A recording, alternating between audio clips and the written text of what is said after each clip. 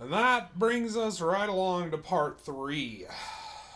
The Flash goes to a pet store for an interview that he is late to. He sees a beautiful woman on his way in. She gets in his car. She gets in her car, Cheem. What are you doing? It's in her car. My bad. Sorry. She gets in his car. These are all sorts of other Gets in her car. Beautiful woman getting into the Flash's car. This might be a good movie. Hold on. My bad. Then it shows a truck driver drop a hamburger on the floor, which leads to a car accident involving the woman.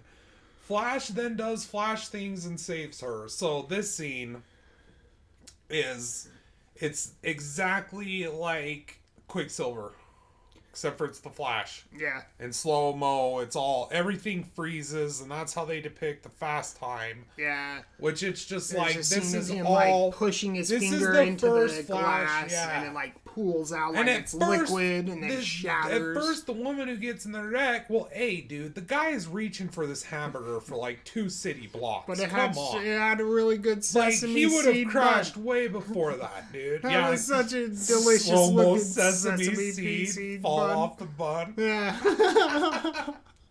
Secret sauce. What McDonald's now? Oh, the scene makes sense. It was a McDonald's commercial the whole time. Yeah. I want a Big Mac. It didn't have to make sense in the context of the movie. At all. Here's the thing that bothers me about The Flash. He is so much. Yes. And I was saying that to you. I'm like, he's just like, he's on crack. And you're like, he's fucking, Chris Kattan's little brother, dude. Specifically that scene where he's all coked out and Yeah. Corky Romano. Yeah, He's like, that's how he is the whole time. He just acts like coked out Chris Kattan and Corky Romano, man. yeah.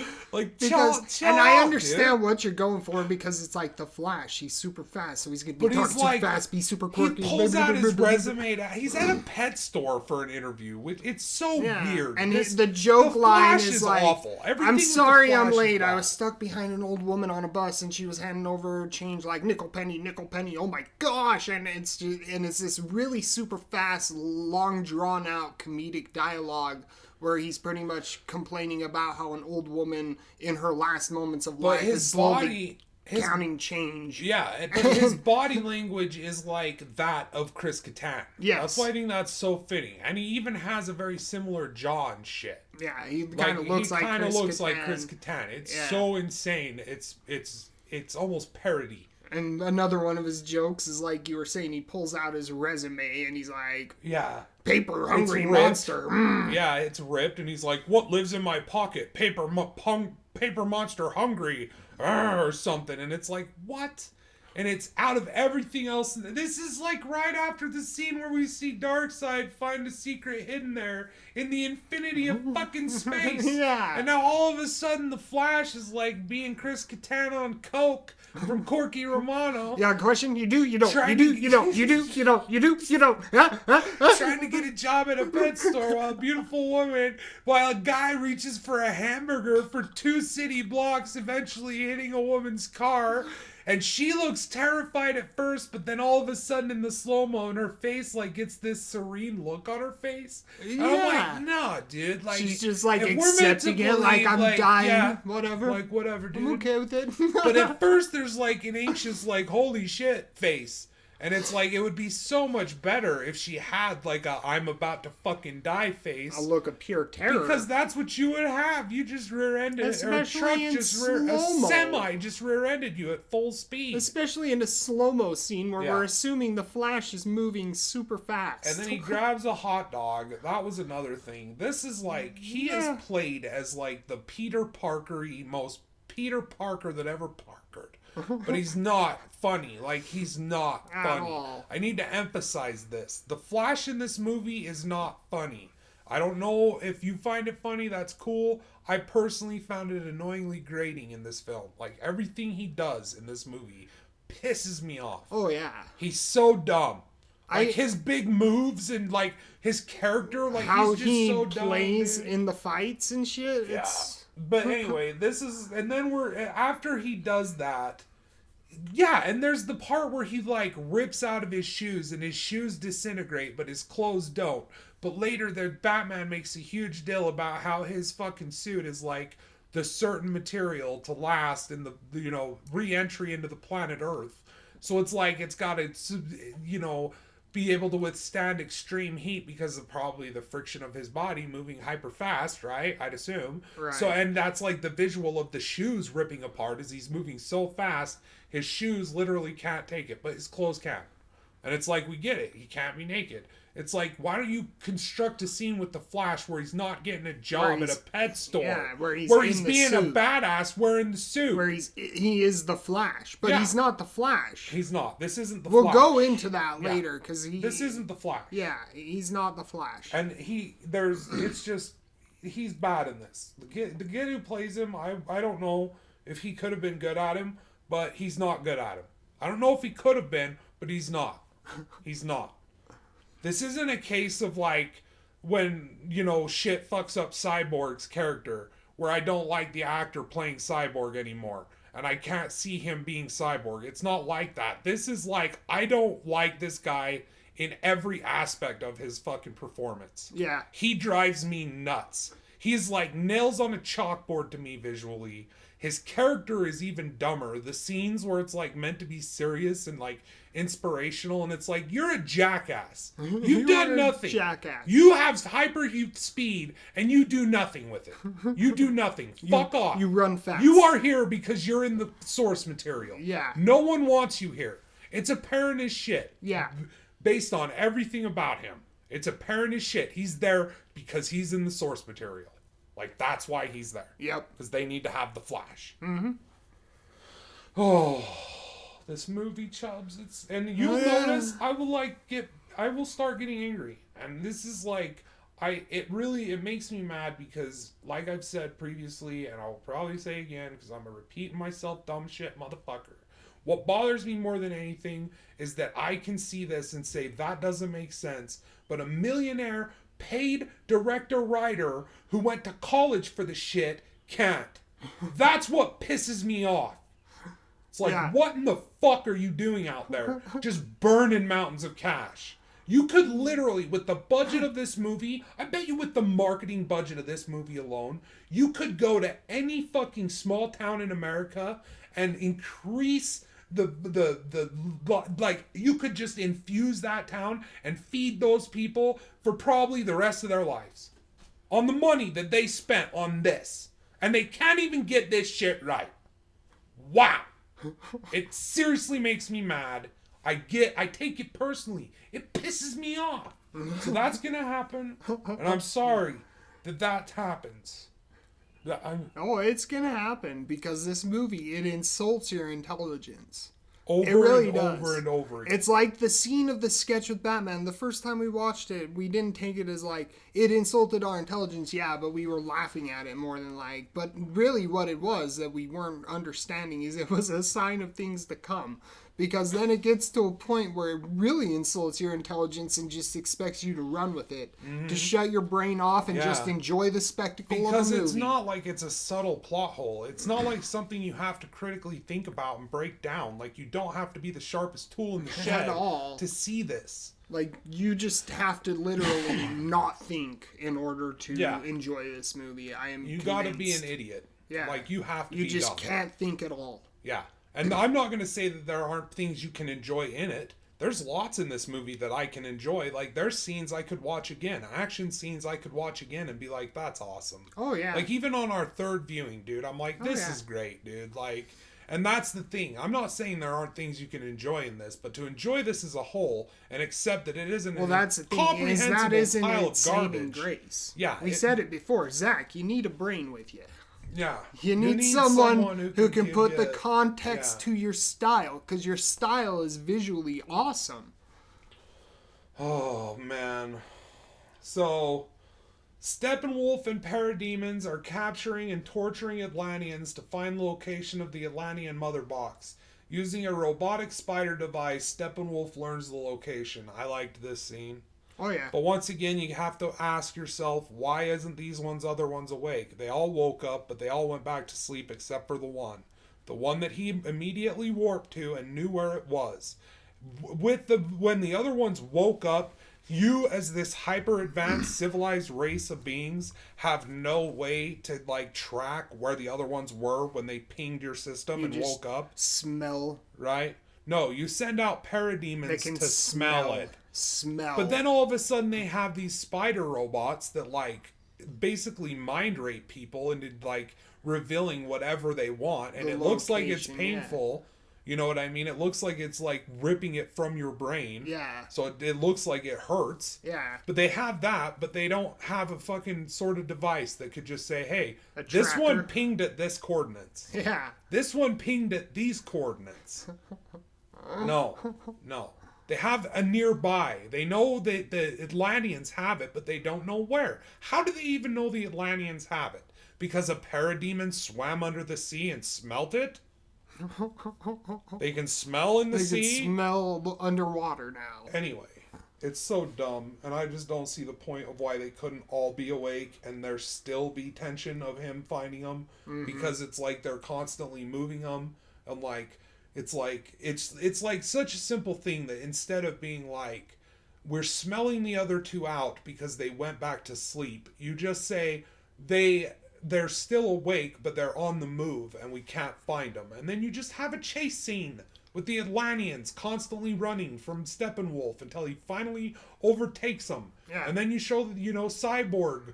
Like, I don't know, but that's something. It's so, I don't know. It's so Anything. it's just like whatever, dude. Yeah. Whatever. It could be done. It could be done. But they you don't. can make it work, but they not don't. be dumb. But it's so dumb. It is. All right. It's so dumb. And then, oh man. Okay. Lois Lane is shown in her apartment mourning Superman's death by holding a box with his belongings, most notably his cape. So we're a little split on this. I'm going to let you Chubbs give his perspective on him because that's kind of what happened. And I was in agreement with him for a minute. And then I thought of a point that made me like say, at least it's there. But you go, Right. with these Lois Lane and Martha. I And really all that. like the first one because like Yeah. the music kind of sets the emotion as well as like the overall visuals of rain. the scene. And you know, her performance in it isn't bad. And then with this scene I really have no complaints. But I will say this with her performance as a whole, especially in a scene later on. Yeah, both of them. You cry when you're not supposed to. Her and Diane Lane dropped the ball. The actor who plays Lois Lane, like, you cried when you're not supposed to, when the character wouldn't be crying, and then you didn't cry in the most pivotal scene where the character would be in full-blown sobs. Yeah, dude. So that's my biggest complaint. But I like these scenes because at least it does show like her mourning and how she spends her time. That was my thought because we were kind of making fun of them because they are pretty slow, and it's like who gives a shit about Lois Lane was my point. Yeah. Like I don't care about Lois Lane. Right. But then I started thinking, and I was like, wow. So you know what? A huge complaint that everyone has, myself included, I'll throw myself in this, is that we never get to see Luke properly mourn Han fucking Solo. We never really get to see fucking Chewie mourn the loss of Han. I mean, we see him in the bridge in that movie, but you know what I mean? It's like them together truly and then like understand the weight. And they had them together in the same room, and it's like so. To me, my point that I was thinking in my head was like, at least it's there. Somewhere someone gives a shit about Amy Adams as Lois Lane. Yeah. Someone cares. Someone is watching this and having an emotional connection with this moment and feeling this loss of Superman. And in my eyes, I'm like, at least it's here. It's definitely clutters up the movie. There's a lot of it, probably a lot more than there needs to be, but at least it's there for the people who do care. Yeah. Because somewhere someone's caring. Exactly. And it's like, it is a big deal. It's Superman. He died, dude. And it's like, let's linger on that. And we'll show the loss of like him through the perspective of Lois Lane, who would feel the emotional impact the harder. Most. And his mother. Not really, though. Kind of. Not really. Maybe. Not at all. No. Not at all. Not at all. Not at all. Like that one scene at the end. Other than that, not at all. Anyway, we'll get there. But that was our take on the Lois Lane stuff. Is we don't give a shit, but somewhere someone gave a shit, and they didn't like overstay their welcome. Yeah. Like it didn't feel like it took up a huge chunk of the movie. Like it wasn't a massive deal going on about it all the time about how she's sad. I mean, when we see her, she's sad. Yeah. But then we see her and it's almost better, and then we see her and it's better. Yeah. And then it's a nice little thing for her. And people who care about, like, not even necessarily Lois Lane, but Superman, and being able to see that pain through her eyes and connect with that because they themselves love Superman, you know? Right. And it's like, if you can give people that emotion and that feeling from that, I say put it in the movie. Yeah. Like because that's the thing. There are definitely people who are fine that we didn't get to see that in Star Wars. Like, they're fine. They don't give a shit. They wouldn't have given a shit to see Luke, fucking mourn Han. They just wouldn't have cared. It would have felt like clutter to them. It would have been bullshit to them. But you know what? I still would have rather appreciated it being there. Yeah. And that's why I say I appreciate it being here, even in on their part. Right. I don't give a shit about me. I don't care. But Yeah. for them, I'm glad it's here. Because why not? Right. Why not? And she's good, but like you said, these scenes, like, they... We'll point it out when it comes Yeah, up. she doesn't really pull it off. Like, she looks sad, but it's just kind of like, I don't know, it feels very surface. I mean, Yeah. it doesn't feel very intense. At least, and that could just be because, like I said, I don't give a shit. It's Lois fucking Lane. But still. Whatever. Maybe she doesn't give a shit either. Yeah. Like, that might be the problem. That might be the problem, yeah. That's true. She might not care. She's like, I'm Lois Lane, I'm who here for a cares? paycheck, Paycheck, whatever. paycheck. Yeah. Alright. Bruce Wayne and Diana Prince are reviewing potential recruits. They talk about Aquaman, where Diana comments on him must being of mixed blood in order to breathe underwater as well as surface, which is against the movie Aquaman, because that's when they say highborns. It explicitly states, that only certain individuals, highborns, can. So we can and other people have to come up with the water suits. So we could have forgiven this because Diana could just not know because they're she's an Amazonian and they're Atlanteans. So she could just think it's a mixed breed, but that is what he is at the end of the day. He's human and Atlantean. Yeah. So but at the end of the day, you can't excuse her that because she's Princess Exposition and she knows everything from cave paintings. So you cannot question that. So either she's full of shit or James Wan's fucking full of shit. And that's another thing. I would rather believe that the new Aquaman is fucking the way it is. It's just annoying, dude. It's just one of those muddy continuity. There's so many of these things once you really stop and look that it's like insane at how many there are, and they just stack up and stack up. Oh, yeah. And it's like, I want to talk about every single one of them. This could be a long ass video. I don't care. We need to talk about every single one of these. Oh yeah. Because it was just like, it's like if you take like five things, right? And not big things, just 5 of these little things that we're talking about. Because this is a fairly little thing, right? It's a fairly little thing. It's a nitpick. It's a little nitpick, but the reason why we bring it up is because this is an example of Avalanche. Warner Brothers not having people who are in control of each individual property.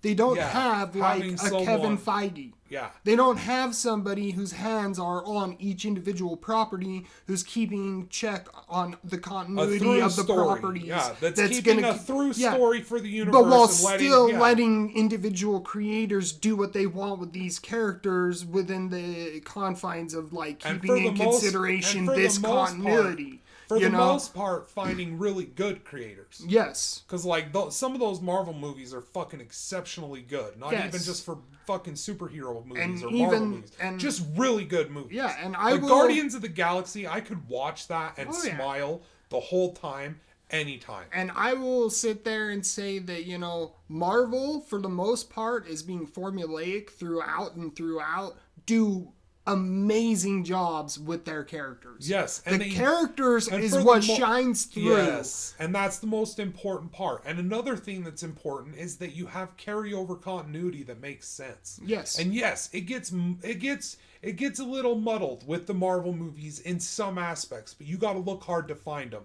This is 3 movies in and it shits the bed and blows its brains out all over your TV screen. Yeah. It's ridiculous. It is ridiculous how bad, and that's why another reason we bring it up.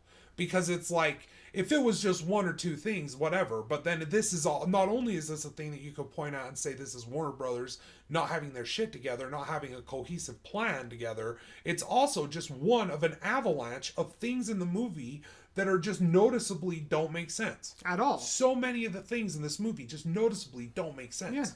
Like, for example, I want to point out, real quick, I'm going to point out that I did do a little research and find out that Warner Brothers had quite a bit of influence on Zack Snyder's vision for this movie.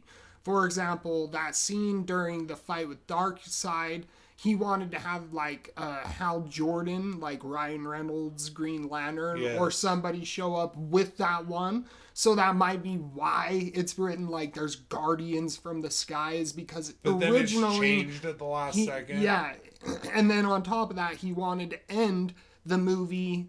He ended it with a different character. We're not going to spoil it right now because we won't come up to it. But he wanted to end it with a character from a different comic book series. And Warner Brothers told him, no, that character is not going to be with your universe. We have him planned for a different universe. Yeah. And so it's like, okay, you Warner Brothers' heads are up their asses. Don't get me wrong. And then Doom Patrol, you go there, and their cyborg is like wanting to be in the Justice League. And that actor it's like who a completely different plays the backstory. cyborg in Doom Patrol is awful. Yeah. He is awful. he makes me appreciate this dude in this movie so much more. Oh yeah. So much more. And another thing about that is Cyborg looks a lot better too. I think they changed his suit, because I remember watching the Whedon cut and thinking that, like, I had a problem with Cyborg because it looked like he was just wearing, like, makeup. Like, you could see that it just looked like someone had glued that on his fucking face. Like, he didn't really feel like it does now. Yeah. Where it looks like the CGI on the suit is really good. Yes. On Cyborg, a lot of the CGI is really good. Oh yeah. Like it's really good. Like I think so. I think a lot of it looks really good. Mm-hmm. And so, like, for that, I had that same problem with Vision, and still to this day watching WandaVision, some of those close-ups on Vision, I'm just like, that's what's his name in makeup. Yeah, Bettany. Paul Bettany. Yeah, it's Paul Bettany in makeup. Chauncey. To trudge. Anyway. But that's the thing about DC and Warner Brothers, is they're splitting up all of their eggs and putting them in different little, like, ideas. Yeah. And that's where you get, like, the Joaquin Joker, where now that kicks off a whole DC Black, where it's experimental, adult-driven, artsy films about their superheroes. And then, like, you have Doom Patrol, which is clearly part of a completely different universe. And then you have all of these movies, which are trying to keep a continuity. They're not, though. But they can't. That's the thing about Doom Patrol, bro, is it says that Cyborg is in the Justice League. He's trying to be on the Justice League. He's like, that's what Silas is always telling him, is like, you're going to hit the big leagues if you keep doing what you're doing. And Cyborg's like, you mean the Justice League? That was a flashback. They actually talked to him. There's this scene where a fan, like, fans out on him about him being in the Justice League. Right, but and the events of, like, take place within this movie universe because his dad's alive. But that's why it's so confusing. His dad's alive in that show. I know, and that's why it's so confusing. Yeah. Because he's in the Justice League in this, and then Doom Patrol happens, and all of a sudden there's someone fanning out about him being in the Justice League. Yeah, that's weird. So you're like, does this connect? But then it's like, no, he has an entirely different backstory in both movies. Yeah. And all this, and it's like both different properties. It's just confusing. It's so confusing. It's so confusing. It's like, figure your shit out. And I don't like Doom Patrol. I tried to get into it, and you know what? It's too television-y for me. It felt like the first season of Supernatural. Yes. way where too they were like, television-y. here's this overarching story, but each individual episode will be its own individual thing. Yeah, because we got to drag it out, because this is television. We don't want to get to the point. We don't know where this is going. We don't have a beginning, middle, end planned. Just enjoy what you watch while you watch it. Well, they do have a beginning, a middle, and an end plan, but they gotta wait, X amount of episodes, and they gotta have these key points delivered at this time, because we gotta go another season, so we gotta fill this amount of time with nonsense. And someone's because got to go into we a coma. gotta bleed these motherfuckers' time. Bleed my motherfucking time. Bleed me dry. For DC, no. I got better shit to do. Fuck Doom Patrol. Walked away. Don't waste my fucking time. Anyway.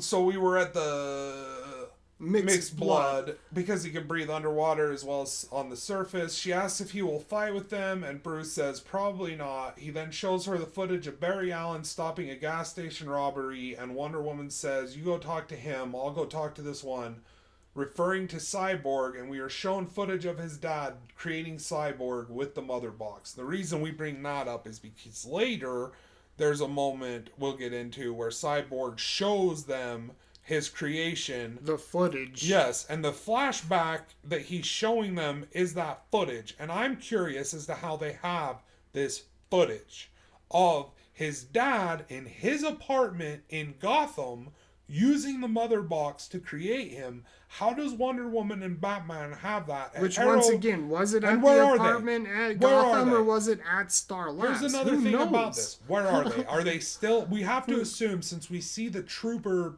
prototype carrier trooper thingy that Batman loves so much and must have because he needs more range and more cargo. I need more range and more cargo. For the aliens. Best fucking minds at Wayne Aerospace couldn't cook this thing up. But they don't have Alfred. They don't have Alfred. They don't have Jeremy Irons kicking their ass around the cave, dude. He'll get this fucker going. He knows. Alfred fucking knows how to fix it. Oh my god, bro. Anyway, she asks when she says that, like, Aquaman's not gonna fight with them, it's like, we want to bring that up because later it's just all of a sudden Aquaman shows up at, like, very abruptly. The perfect time for Aquaman to show up. So it's like all signs in the movie are pointing to Aquaman not wanting to work with them. Yeah, like she even asks him, and he says, she asks him something along the lines of, what did he say? And they he said fuck yes Aquaman and no. up in this And too. They shit on every character at a point. Oh yeah. But he says yes and no is what in reference to what Aquaman said, and Wonder Woman says, well, was it more yes or more no? And Bruce Wayne goes, more no. Yeah, and more no. Diana's like, okay, so no. And he's like, yeah, no. Probably not. So they're just like, yeah, it's no. like he's a not long way helping. of running around that he ain't coming. Yeah. Oh my hell. Alright, here we go. Next, Cyborg's backstory is shown. We see him at college in Gotham and are shown he is a very natural athlete, a compassionate person, as well as having an estranged relationship with his father. His mom attends his football game, but his father does not. Afterwards, on the ride from the game home, wherever they are going, we don't even know where they're going. On the ride from the game, from the game. Are they going to the apartment? Because once again, locations. Are they going to Central City because he works going? at Star Labs? But are they going to Metropolis because it's at the Zod Star spaceship? Labs is the Zod spaceship. Yeah. So where are we? Yeah. We don't know. So we just said on the ride from the game. Yeah. Because he's got a ride with his mom from the game to wherever they're. Maybe they're going out to dinner. I don't know. That maybe something could have been said. Yeah. I don't know. Anyway. It's just another one of those things. They get into an argument about his absentee father, which results in a car accident, which takes her life and leaves him horribly maimed and barely alive. We then see a fully completed Cyborg standing in an apartment talking to his father.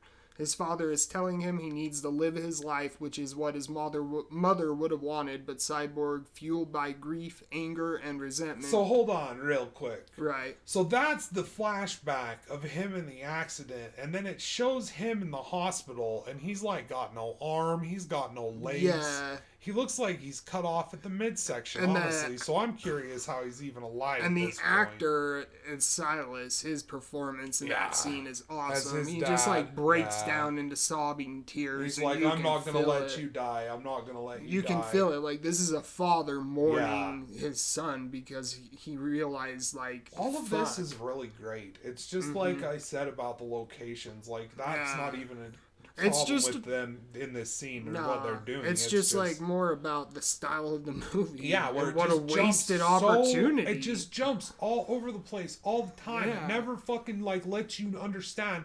It's like I said earlier when we were in the Wonder Woman and Batman scene. It's like are they in aerospace, Wayne Tech Division?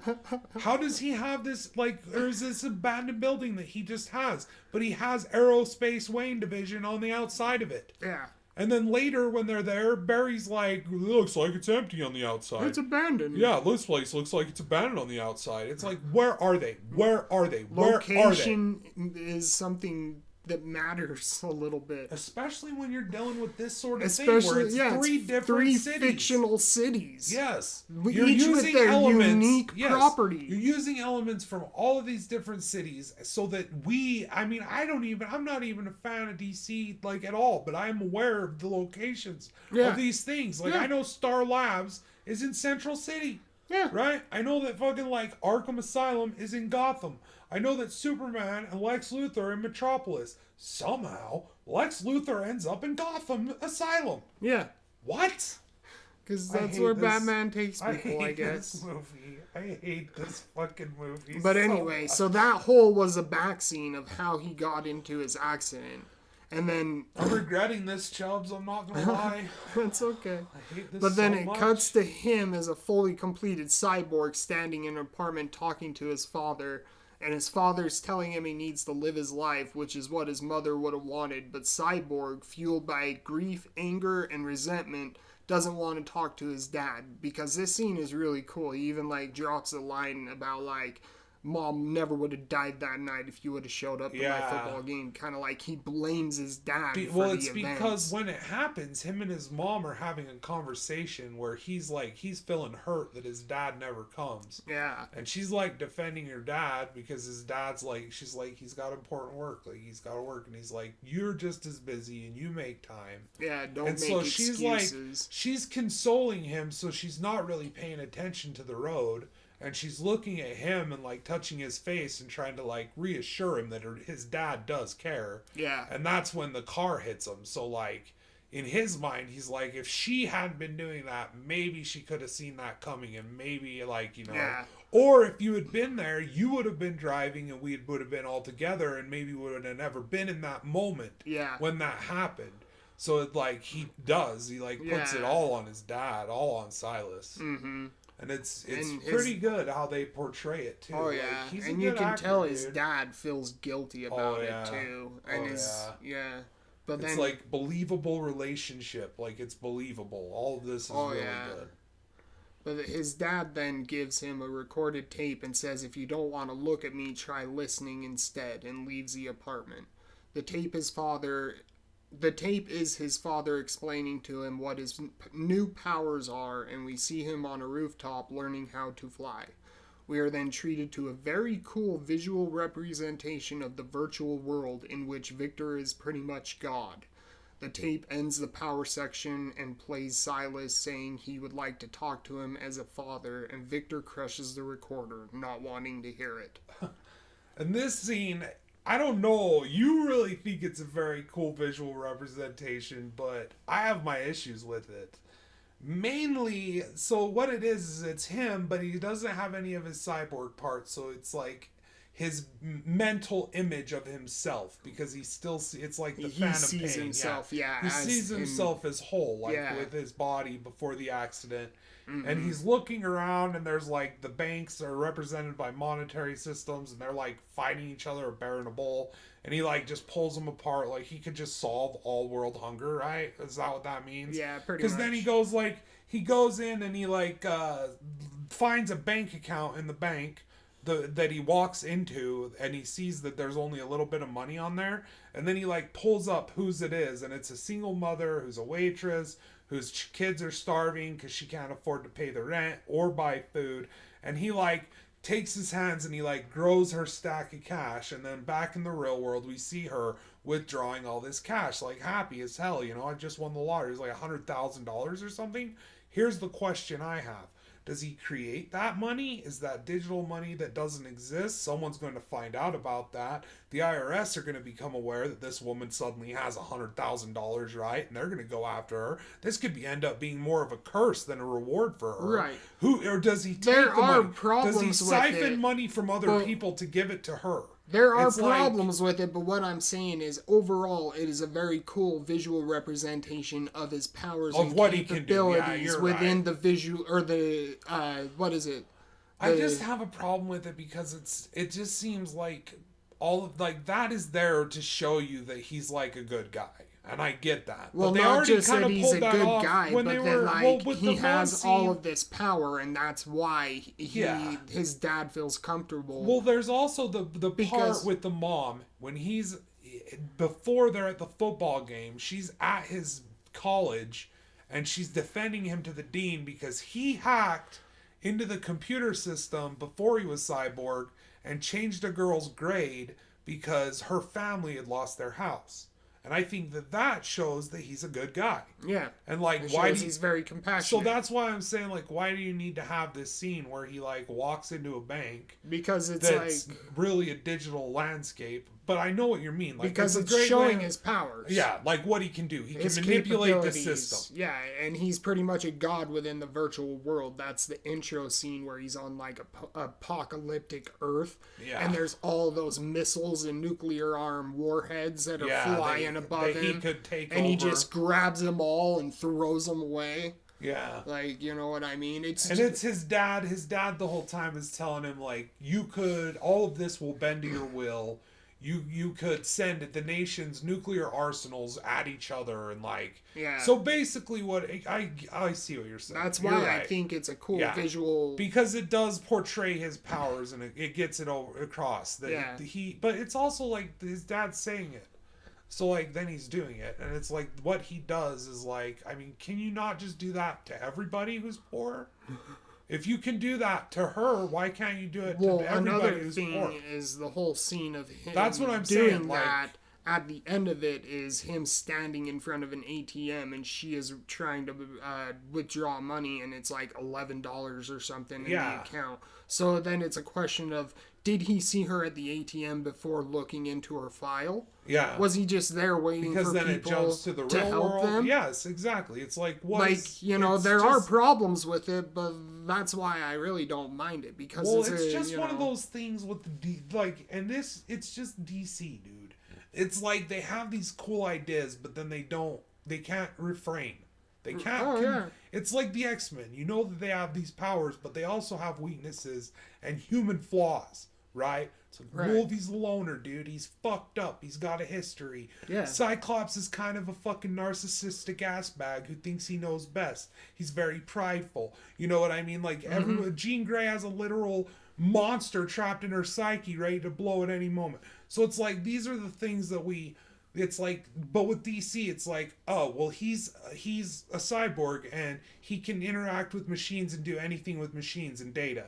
All of it. He can do anything involved in it. No restraints, no constraints, he can just make this woman's bank account bigger without the IRS becoming involved, without siphoning it from somewhere else to give to her. He can just make up digital cash and it doesn't affect anything anywhere. No one can tell. It's like, Well, okay. That's why I don't mind this scene, is aside from creating a whole cyborg movie before this scene, you're not really going to flesh out that character and his capabilities and what he can or cannot do. That's what he can and cannot do. This is the problem. This is what I'm saying. This is DC.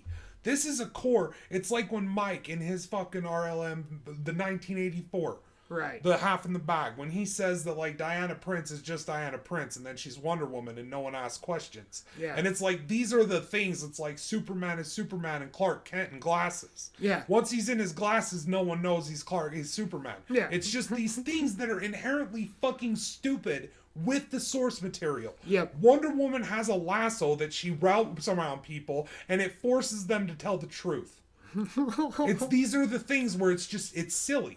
Like, it's silly. And Cyborg is kind of silly because he's based in these where they don't ever I mean, maybe they do. I don't know. I don't read the comics religiously. I'm just saying, from a brief view of this, what this shows is he's a god. Yeah. When it comes to anything mechanical, any sort of data virtual stream. Yeah, he's a god. Yeah, he can do whatever he wants with it. And he's a god. Anything he decides to do with it. Yep. And so after his dad's sort of telling him this, and then it gets to a point where the power section and plays Silas saying he would like to talk to him as a father, and Victor crushes the recorder and throws it on the counter, not wanting to hear it. And I thought that was pretty cool. Like, how he smashes it and just like throws it. It's like he's pretty fucked up, dude. Mm-hmm. And it's and you know, when you really start to think about it, it would fuck you up if you just empathize with what they put forth. It's like, and that's why I have a problem with the power stuff, is because it's just like, and then it's like it's just like so convoluted how he even got his powers, because like what you were telling me from the comics that you had looked up was that he was caught in halfway between a mother box, transforming them into a parademon, right? Something like that. So maybe that's what this does. So if that's what they do, then how come they have to unite? Because it creates him without uniting. And it's just, oh my God. Well, that's another thing, is this whole backstory was like revamped so many different times. That's another thing with DC is like... It's just they do whatever the fuck they want, dude. Like, that's what I'm saying. They do what they want, and they don't try to, like, I mean, what the hell? Like, try to fucking work out a way. And that's the thing. I feel like this could work. For all the silliness, for all, like, the Wonder Woman lassos in the world, I still think you can make this work, because these characters at times in this movie are badass. Mm-hmm. And they totally look believable as the character. And you are in that moment with them in some of these action sequences and things like that. But then it's just completely ruined by everything else. Mm-hmm. That's why it's infuriating. It's like, you see that it could be done. Oh, like, you're watching it and you're like, this could totally be fucking done. You just have to not be a dumbass. You just can't be incompetent. It's so insane how bad it gets. Like, now we're getting it's Barry Allen. I'm seriously getting a headache, man. And Barry Allen. Barry Allen visits his father, who is in jail for the murder of his mother, in which he was falsely convicted and is serving a life sentence. We find this all out there because he's like, I'm trying to get a job, breaking into fucking... Anyway, let me finish reading this and we'll go into it a little deeper. Barry tells him he didn't get the job with the pets, but is looking for something in relation to criminal justice system. His dad tells him to let it go, stop visiting him, and live his life, and basically just let him rot in jail. This scene is so dumb. I hate the Flash. The Flash. He's like, tells his dad he didn't get the job at the pet store. So his dad's disappointed in him. And then his dad tells him to give up his dream of helping him because he's like, I'm going to get you out of here. He's like trying to be a criminal defense attorney. Yeah. He says, what would make me interested in criminal justice? It's not like my dad was falsely imprisoned for my mother's murder that he didn't commit. Yeah, that's where you find out. And that's like the line. line. Because they don't give a shit with the Flash like they do Cyborg. And like, that's the downfall of the Flash. They just don't give a shit about it. They don't.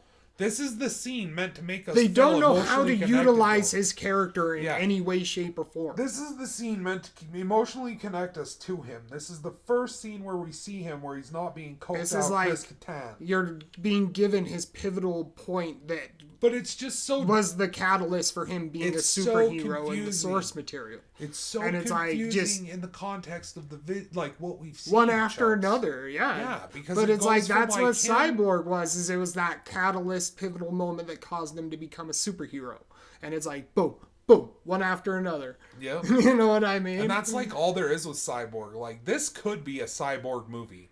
Mm-hmm. Like if you had a little bit more of Cyborg, you could have made a Cyborg movie, and I think that would have been a better movie than this. Yeah.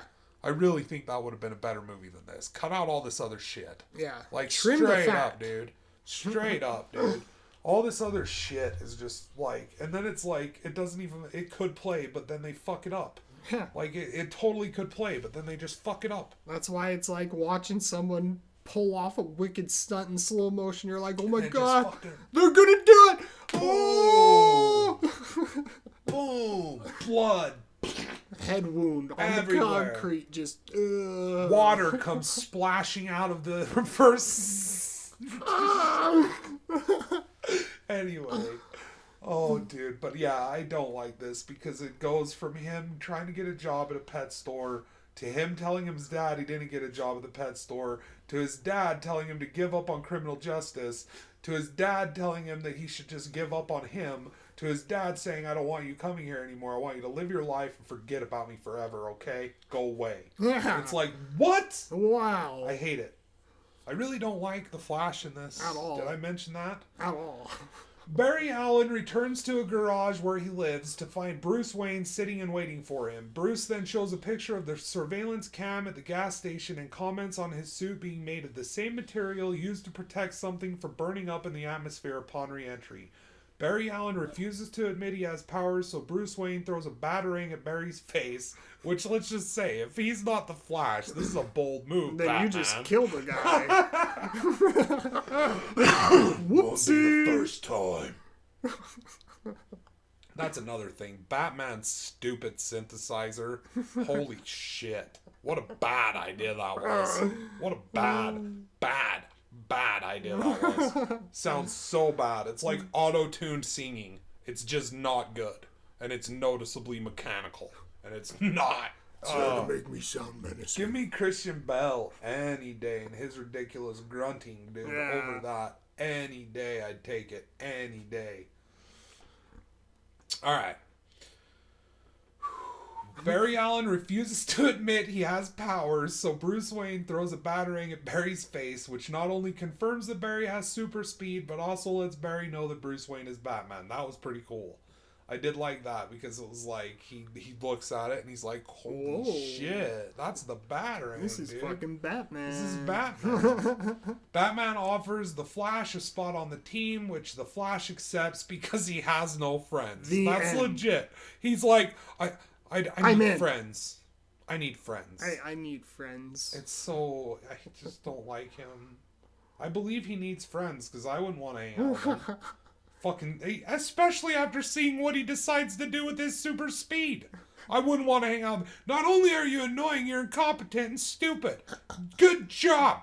Good job. Good job. He then talks about his powers, in which he accesses a thing called the Speed Force, which causes him to burn a massive ton of calories, so he needs lots of food. He then asks Batman what his powers are, and Batman replies with, I'm rich, because that's all he is in this movie. That is Batman. Yep. Batman is super rich, he has money, and that's what makes him exceptional. He's super rich and he has toys. a butler. Yeah, he's got a butler.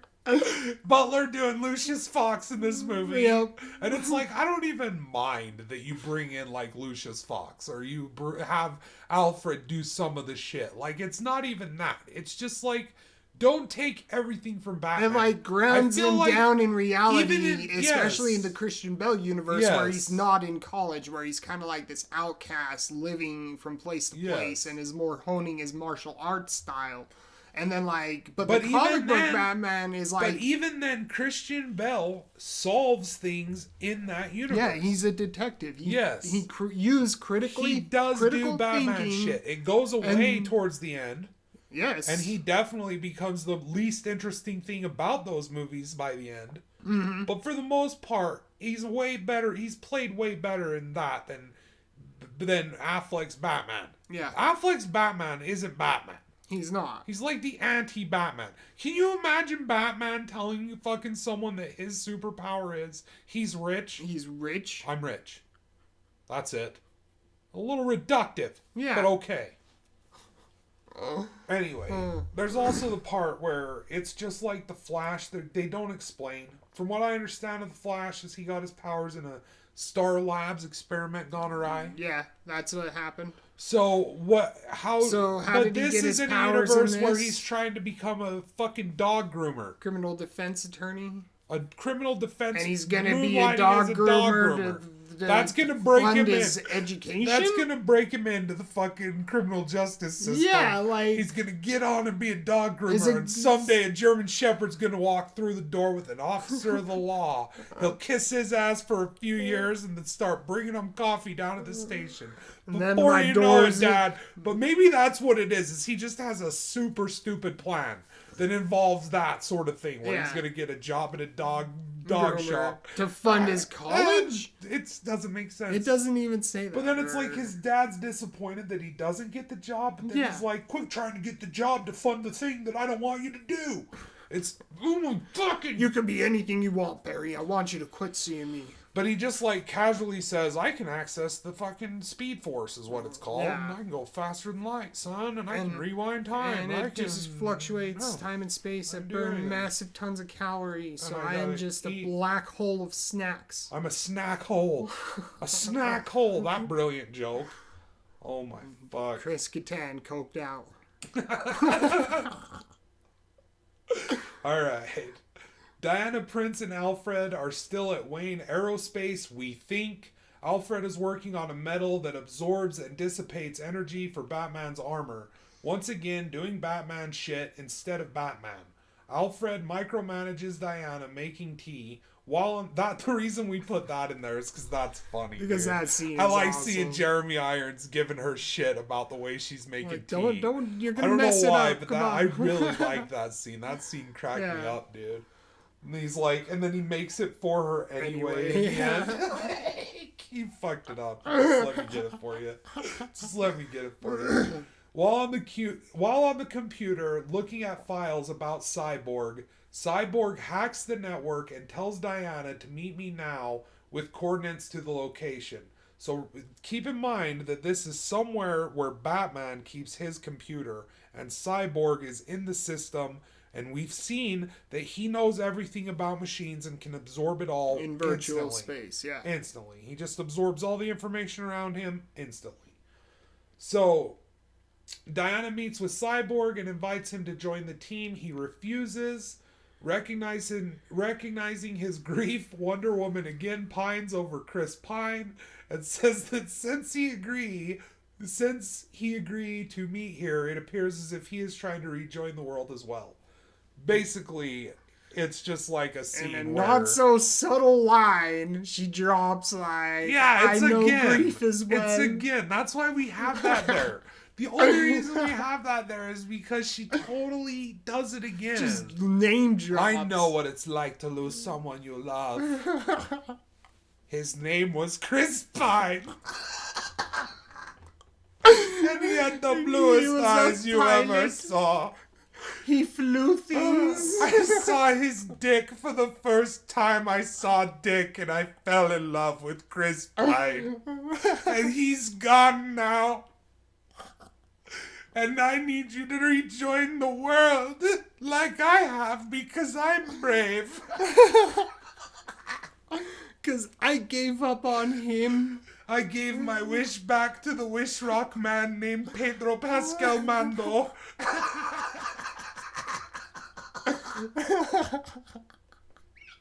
I let him become another person. Because he was another person, dude. And why didn't she hook up with that fucking guy? Come on, She's dude. not. She doesn't get over it. She some, doesn't move on with her tension life. She's never... With her and Batman in that scene earlier that we briefly mentioned where they're looking at the computer about Cyborg and Barry and the Allen, Flash. yeah. There's some like sexual tension play there. Like maybe they're gonna like They get intended together for at some them point. to get together. Yeah, That would have been cool to see. I would have liked to see that. Wonder Woman hooking up with Batman. That's cool. But then That could play really good. But then, like, Batman would just doesn't- feel inferior all the time. just- Ben Affleck would be like, how am I Whatever. supposed to compete with Chris Pine? She'd constantly be name dropping. Yeah, 'cause I knew a kid- man who would love to fly this. They're like on their honeymoon to some rich foreign area. And she's like, you know, I knew a man who sacrificed himself to save this world once. You'll never measure up, Ben Affleck. He was Captain Tiberius James Kirk, and he had the bluest eyes that were ever blue. And Affleck's sitting there and he's got the sad Fleck look from that interview. He's just sad. While he listens about fucking how this Wonder Woman knew this dude once, and she rejoined the world though. Oh my god. She rejoined the world, bro. She never did. Yeah, she did. She never gave up on. She did. She never let him go. She let him go, man. Don't let go. She gave up her wish I'll to the never Wish let go, Rockman. Chris. I'll Wish never let Rockman. go, Chris Pine. She gave up her wish to the Wish Rockman. I'll never let you go. All right. So now we see a shot of Cyborg once again burying a box at the gravesite of him and his mother. And this is cool because it shows us that he's like dead to the world. Like his dad had a funeral for him because he was just like... That shows you that his dad probably didn't have much faith in it. Yeah. That's all I can think. He didn't have much faith that he would come out after of it. succeeding and seeing what Victor was, he decided that it would be best if the world thought he was dead. But it's a curious thing. I mean, it's a cool touch that it's there because it gives us a little more info. But then it also can cause questions. But then it's like, once again, a dumbass human who's Burying supposed to in be the smart box. is like, fuck it. Buried in the fucking Bury it. woods. It'll fucking work, man. Shit won't wake up if you would just bury it. You just gotta bury it. What's dead can never die.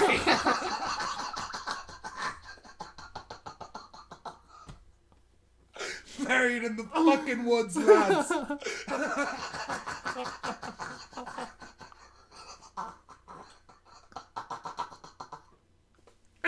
I totally buy it though. Humans are assholes. Dude. Oh, yeah. We do something that stupid, and it did totally work out in the end for us because we're also incomprehensibly lucky.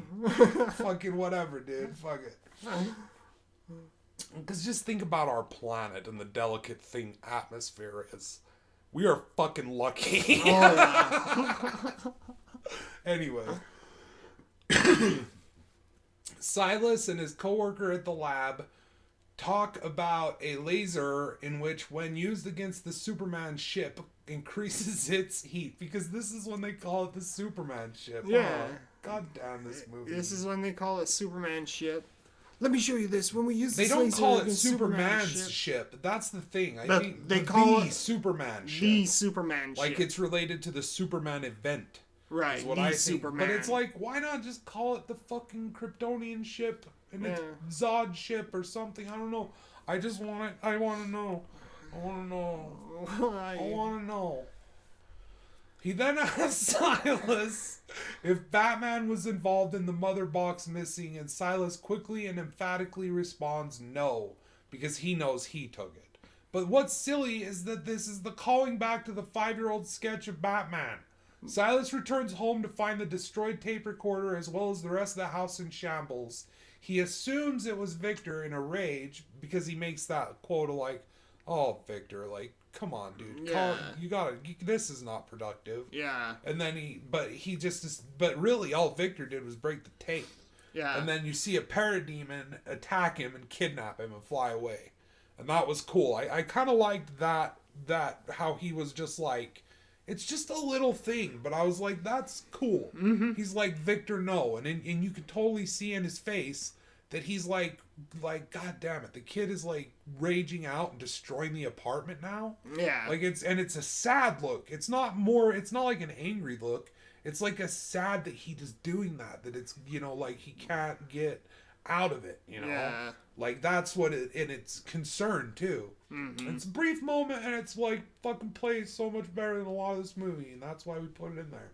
Because we were just like, make sure we put down things that we really like. Yeah, because that was the goal. Because there was a lot that when we were watching it, we were like, "This is good. This could work. This is awesome. And this then could work. This is really dumb." And then, oh, okay, this is cool.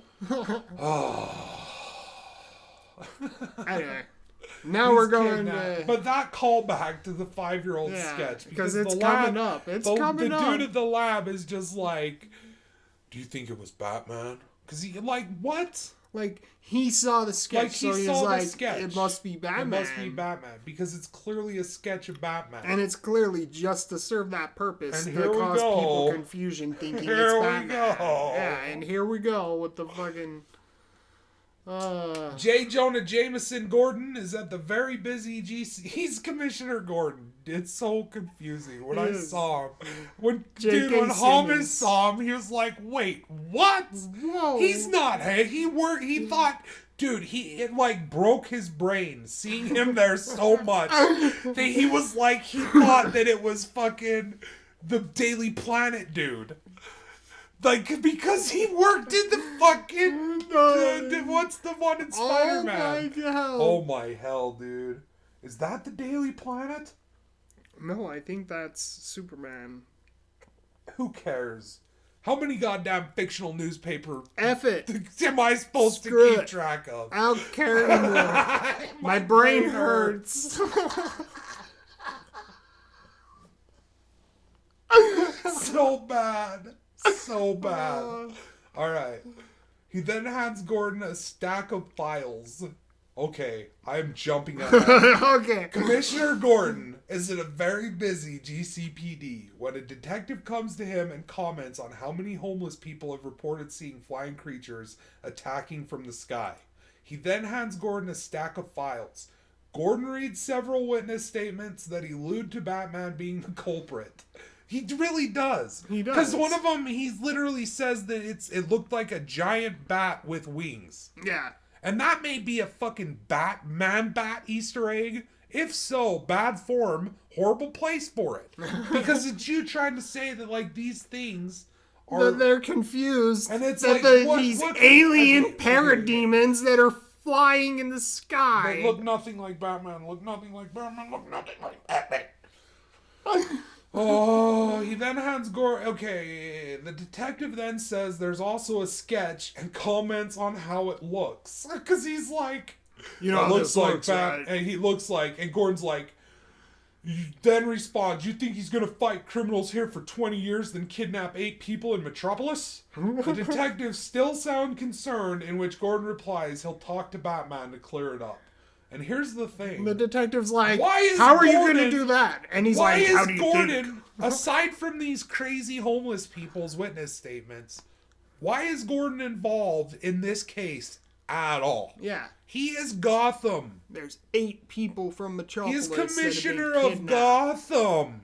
Is it because he 8 looks people like Batman? were kidnapped in Metropolis. He looks like Batman. He looks like Batman, so now he's involved in the case of 8 people who were kidnapped from a lab in fucking Metropolis. Mm-hmm. But then we're like, oh, but here's the thing. This is when we were like, oh, but hold on. Because Cyborg goes to fucking Gotham Community College, so maybe he's...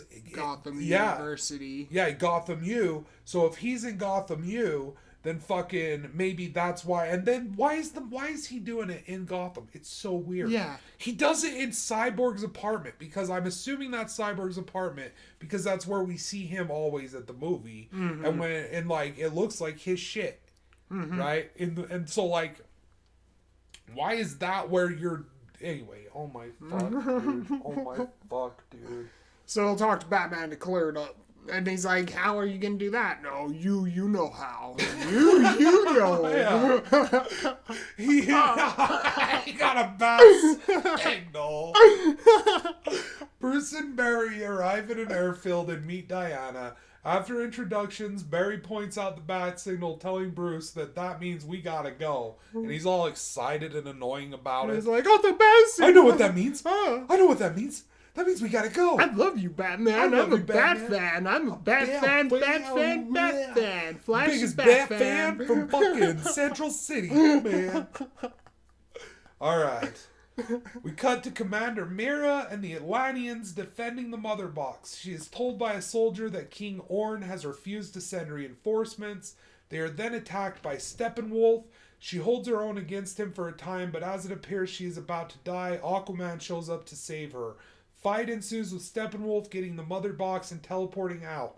Mara and Aquaman then have a conversation about his mother, and it would be her responsibility to return to the surface to reclaim the Mother Box, and this responsibility now falls to him. Wow. Okay, so first of all, I really like... This is where they do the dolphin speak. She is talking to Atlantean soldiers in dolphin speak. Then they create an air bubble and they talk. In and English. He says, like, King Orn isn't going to send reinforcements.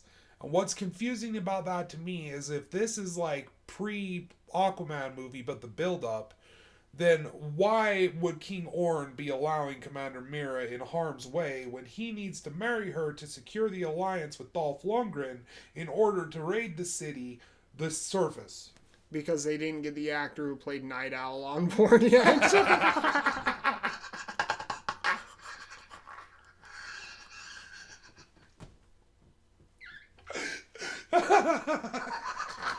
I accept that answer. Seems completely reasonable to me.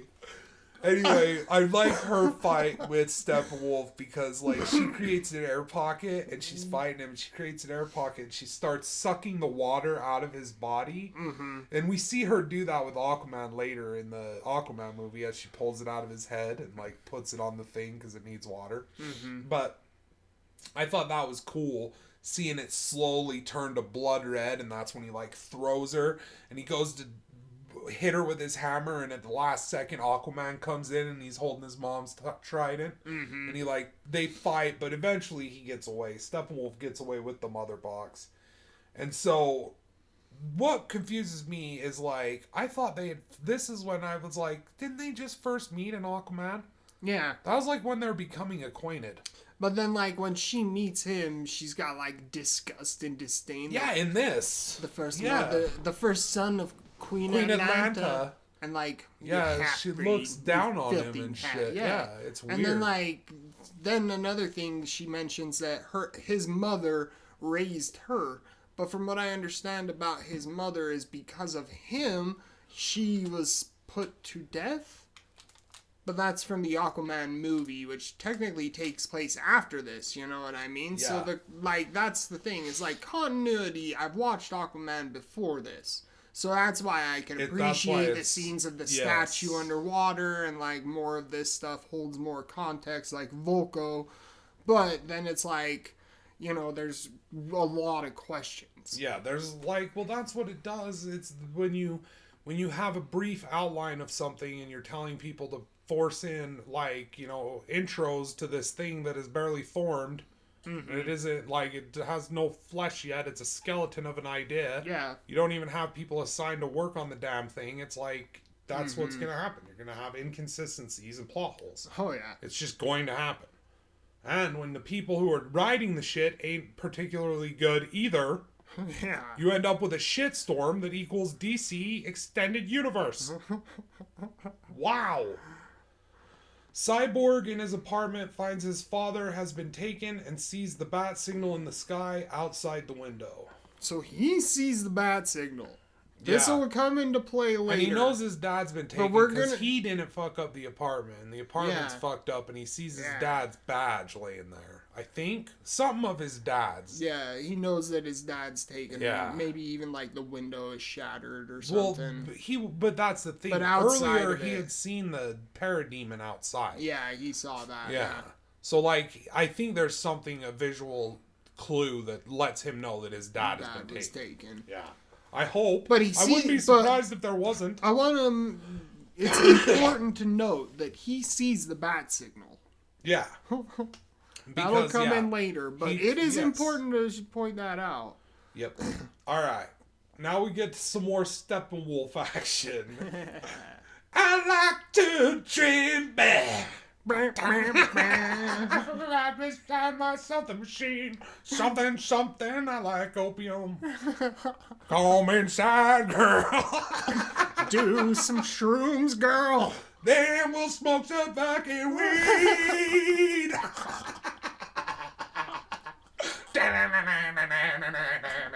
Steppenwolf, yeah.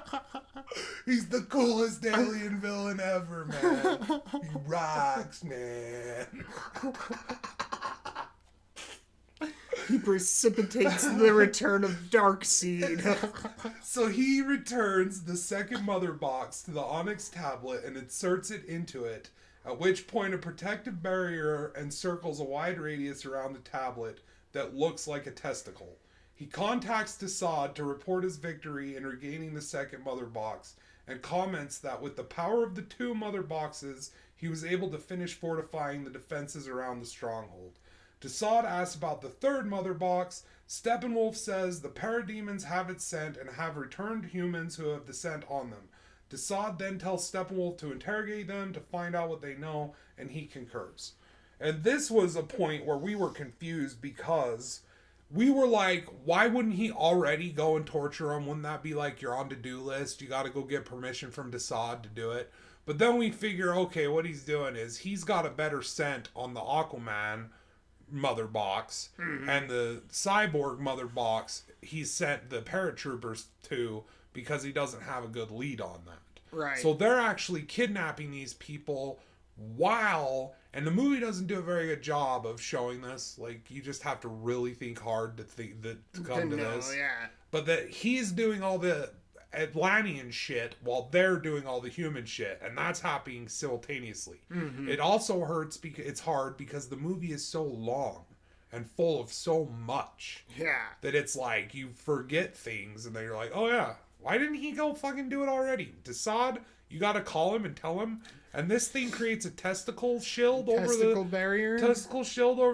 dilapidated nuclear facility. Was it the stone or was it the mother box? Yeah. Because each What time did he it? puts the mother box in the stone, it creates he says in this that he with the power of the two mother boxes, he was able to finish fortifying the defenses around the he required stronghold. mother boxes to even use the Onyx tablet to begin with.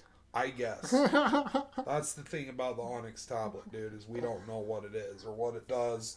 And it's like, the reason we're making a big deal about that is because it's like, it's probably not even that important, but it's just another piece of alien technology that just does what the fuck they need it to do when they need it to do it. The writers will just write it in this to do will do what it this needs to do. when we need this to do this. And then it's also going to do this when we need it to do that. Exactly. It's going to create the final moment where Batman's able to break in, like, oh, fuck, getting ahead of ourselves. Yeah. But, like, that's what it is. It's like, it's here to do that thing.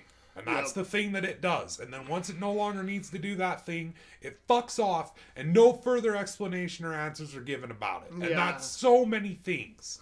That's not just this this Onyx tablet. It's so many things. Oh, yeah. That is the end of part 3. Oh my god, thank God.